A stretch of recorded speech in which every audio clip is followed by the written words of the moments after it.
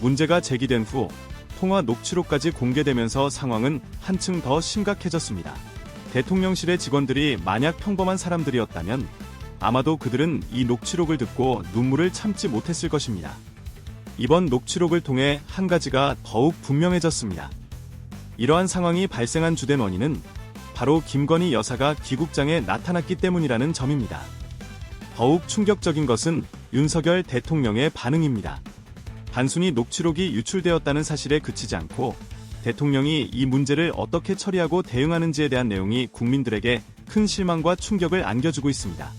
이러한 일련의 사태는 국민의 이목을 집중시키고 있으며 국가 지도자가 민감한 상황에 어떻게 대응해야 하는지에 대한 논란을 불러일으키고 있습니다. 만약 괜찮으시다면 구독과 좋아요 버튼을 눌러주시면 감사하겠습니다. 이는 간단하지만 저희 채널을 지원하고 계속해서 유익한 콘텐츠를 제공할 수 있게 해주는 매우 중요한 방법입니다. 저희 채널은 정치 강의를 중심으로 하고 있으며 저희는 항상 원칙을 지키며 나아갈 것을 약속드립니다. 외부의 어떤 압력이나 간섭이 있더라도 저희는 절대로 입장을 바꾸지 않고 정확하고 진실된 정보를 제공할 것입니다. 현재의 상황에서 정직함을 지키고 외부의 압력에 굴복하지 않는 것은 결코 쉬운 일이 아닙니다. 하지만 그것이 바로 저희가 이 채널을 시작할 때부터 여러분께 드린 약속입니다. 저희는 객관적이고 진실된 정보를 제공하는 것이 시청자 여러분께 정치적 문제를 더 잘 이해할 수 있도록 돕는 것뿐만 아니라 투명하고 공정한 정보사회를 구축하는 데 기여한다고 믿습니다. 그렇기 때문에 저희는 이 가치를 지키기 위해 최선을 다할 것이며 여러분의 응원이 저희가 이 길을 계속 걸어가는 데 큰 힘이 될 것입니다. 저는 여러분의 응원으로 이 채널이 신뢰할 수 있고 가치 있는 정보의 원천이 될 것이라고 확신합니다. 정보를 전달할 때 정직하고 확고한 입장을 지키는 것은 매우 중요하며 저희는 그것을 여러분께 약속드릴 수 있다는 점에서 큰 자부심을 느낍니다. 김모연 국민권익위원회 부패방지국장 직무대리 사건이 터지면서 많은 논란이 일고 있습니다.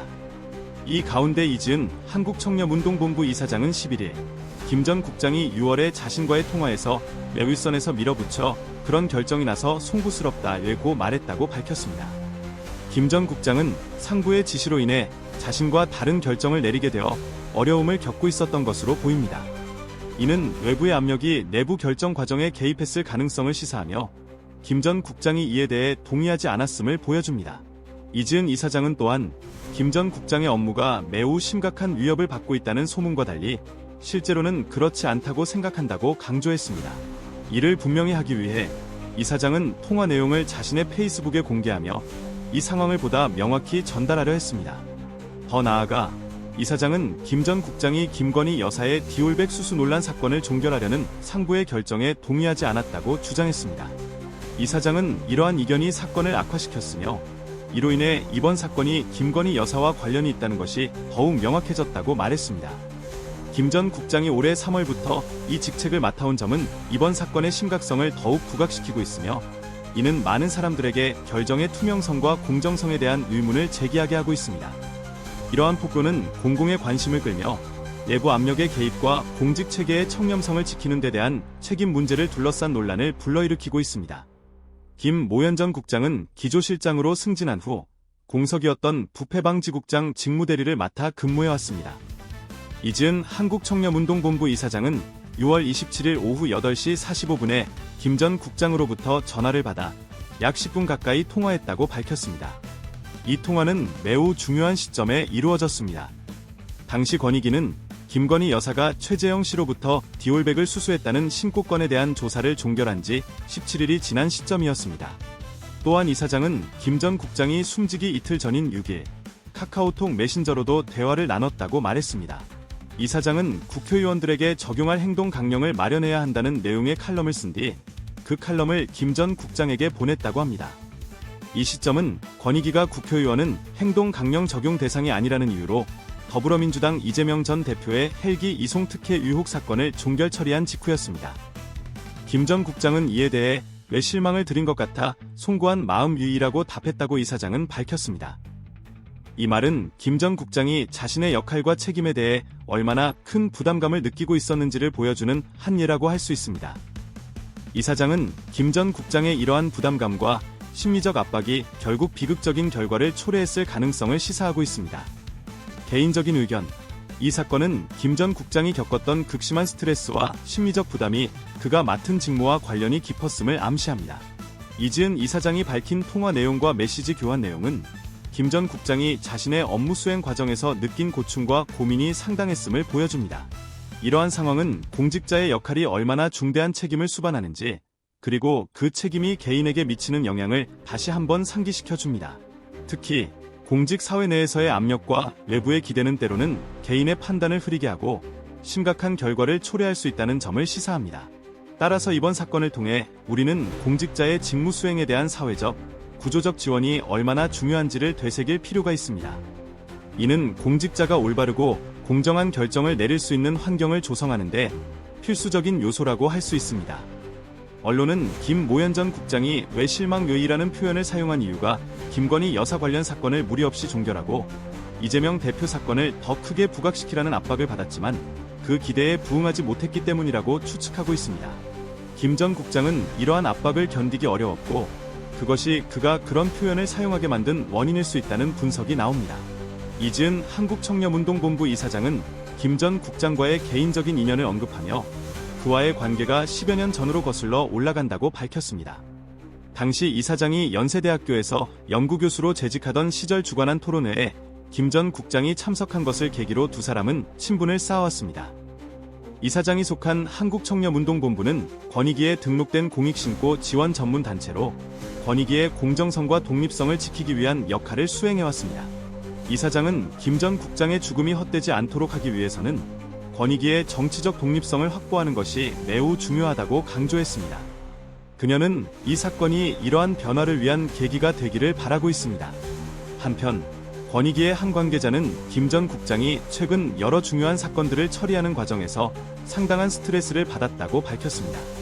그 중에는 김건희 여사의 디올백 수수 논란, 이재명 대표의 헬기 이송 특혜 의혹, 방송통신심의위원장 청구 민원 의혹 사건 등이 포함되어 있었습니다. 이 관계자는 김 전 국장이 이 사건들을 처리하는 데 있어 어려움을 겪었다고 전했습니다. 이런 와중에 국민의힘 측은 김 전 국장의 비극적인 죽음이 정치적 쟁점으로 악용되고 있다며 강하게 반발했습니다. 국민의힘은 김 전 국장이 단지 김건희 여사 사건뿐만 아니라 이재명 대표의 응급헬기 이용 사건 조사도 지휘했다고 주장했습니다.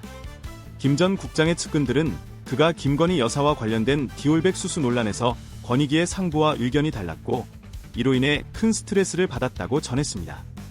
이지은 이사장은 김건희 여사 명품 가방 수수 사건의 종결 처분에 책임이 있는 유철환 권익위원장과 정승윤 부위원장 등의 사퇴를 요구했습니다. 그녀는 이러한 요구가 근거 없는 것이 아니라며 김건희 여사 사건의 종결 처분이 공정하고 객관적으로 이루어져야 한다고 강조했습니다. 이 사건은 권익위의 독립성과 공정성을 재확인하는 중요한 시험대가 될 것입니다. 이와 같은 사안은 공직자의 압력과 그로 인한 결과에 대한 심각한 경고를 던져주고 있습니다. 만약 이번 결정이 공정한 판단에 의해 이루어진 것이라면 김 전 국장이 왜 실망을 끼쳐 죄송하다 얘는 말을 할 필요가 없었을 것입니다. 그러나 윤석열 대선 캠프 출신인 정승윤 부위원장이 이번 사건의 종결을 주도했다는 사실은 널리 알려져 있으며 이로 인해 권익위의 공정성에 대한 의문이 제기되고 있습니다. 특히 김건희 여사의 순방 일정에 맞춰 사건 종결 발표가 이루어진 점은 권익위가 조롱의 대상이 되기에 충분했습니다. 이는 반부패 업무에 20년 가까이 몸담아 온 김 전 국장에게는 참으로 견디기 어려운 상황이었을 것입니다. 이러한 사실은 김건희 여사와 윤석열 대통령을 만족시키기 위해 얼마나 많은 비상식적인 일들이 벌어졌는지를 보여주는 사례로 볼 수 있습니다. 이지은 이사장은 권익위원장과 부위원장이 사퇴해야 한다고 강력히 주장하며 자기 직원의 생명 하나도 지키지 못하는 사람들이 어떻게 국민의 권익을 지킬 수 있겠느냐 고 비판의 목소리를 높였습니다. 이지은 이사장은 1992년 육군 중위 시절 군대 내 부재자 투표 부정을 폭로한 1세대 공익제보자로 그 후로도 반부패 및 공익제보자 보호 활동을 계속 이어오고 있습니다. 이 과정에서 반부패 정책 전문가였던 김 전 국장을 만나 10년 이상 인연을 이어왔습니다.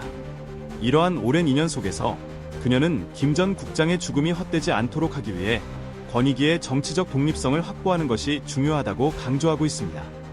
이번 사건을 수사하고 있는 검찰은 현재 그 결말에 대해 많은 관심을 받고 있습니다. 검찰 내부에서는 이 사건이 수사 방향에 직접적인 영향을 미치지는 않을 것이라고 보고 있지만, 만약 권익위의 종결 처분에 외압이 작용했다는 단서가 드러날 경우 직권남용 수사로 번질 가능성을 배제할 수 없습니다. 이는 후폭풍을 일으킬 수 있는 중요한 이슈로 부상할 수 있습니다.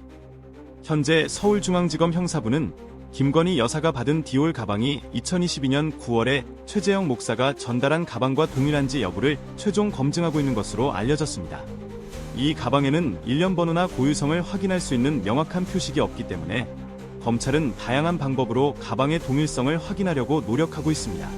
또한 검찰은 김 여사가 받은 가방이 대통령 기록물에 해당하는지, 그리고 이에 따라 신고 의무가 있는지를 법적으로 검토하고 있습니다.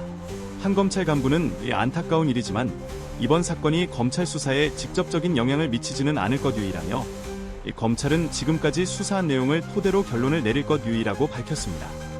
그러나 권익위 외압 문제와 상관없이 김 여사 사건을 처리하는 것이 검찰에게도 쉽지 않은 선택이 될 것임은 분명합니다.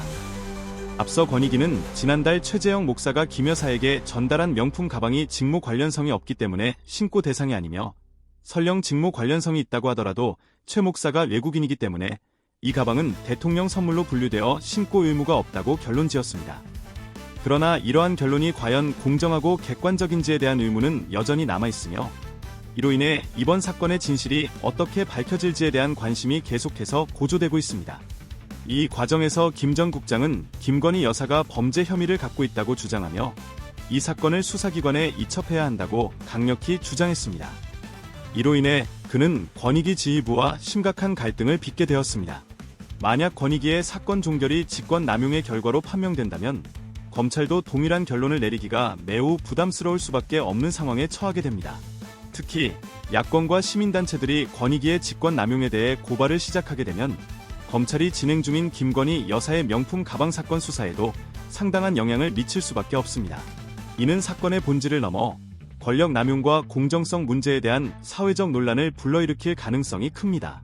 따라서 검찰은 이 사건에 대한 결론을 내리는 데 있어 매우 신중한 접근이 필요하며, 권익위와는 다른 방향에서 사건을 처리할 가능성이 높아집니다. 김 전 국장의 이러한 주장은 단순한 내부 갈등을 넘어 권력의 압력에 대한 저항과 관련된 중요한 문제로 부각되고 있습니다. 이 사건이 어떻게 전개될지, 그리고 권익위와 검찰이 어떤 결론을 내릴지에 따라 한국 사회의 반부패 기조와 권력 남용에 대한 사회적 인식이 크게 좌우될 것입니다. 검사 출신 변호사는 검찰이 권위보다 수사 권한이 더 강하기 때문에 대중의 비판 여론에 더 큰 부담을 느낄 것이라고 지적했습니다.